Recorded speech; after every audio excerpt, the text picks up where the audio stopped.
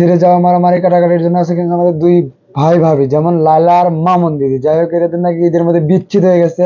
সঠিক বলেছেন। ঈদের দিন লায়লা দিদির চোখে পানি দেখে কিন্তু আমার চোখে পানি চলে যাচ্ছে। দাঁড়াও, ইস্যু করে আসি।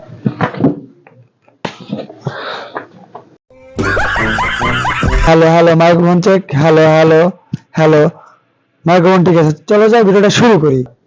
হ্যালো বন্ধুরা, তোমরা সবাই কেমন আছো? আশা করছি ভালো আছো। আবারও চলে এলাম তোমাদের মাঝে নতুন একটা ভিডিও নিয়ে। তো তোমরা থাম্বনেল দেখে টের পেয়ে গেছো ভিডিওটা কেমন হবে। তো চলো যাই, ভিডিওটা শুরু করি। ঈদের দিন মামুনকে কাছে না পেয়ে অঝরে কাঁদলেন লাইলা। ঈদটা ঈদ মনে হবে না। তো লায়লা আর মামুনের কঠিন ভালোবাসা না, মানে কঠিন কঠিন গান, কঠিন কঠিন ভিডিও, নাকি কঠিন কঠিন গান, নাকি সবকিছু ছিল লায়লা আর মামুন দিদির থান। গেল প্রিন্স মামুন লাইলাকে ছেড়ে আবারও চলে গেছে। আর লায়লা আর মামুন দিদির প্রেম কাহিনী ছিল 100-100। আর এদের কাহিনী দেখার জন্য আমরাই যথেষ্ট। ভিউ কামানের ধান্দা, ভিউ কামানের ধান্দা।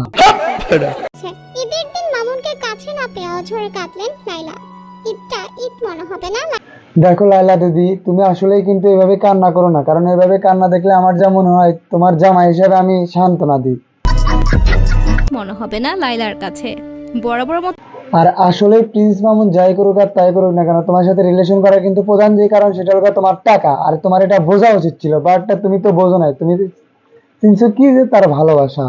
এটাই চাই। ঈদের দিন এগুলো দেখে নিজেকে আর সান্ত্বনা দিতে পারলাম না। যাই হোক, আবারও চলে এলাম লায়লা আর মামুন দিদিকে নিয়ে নতুন কিছু কথা বলতে।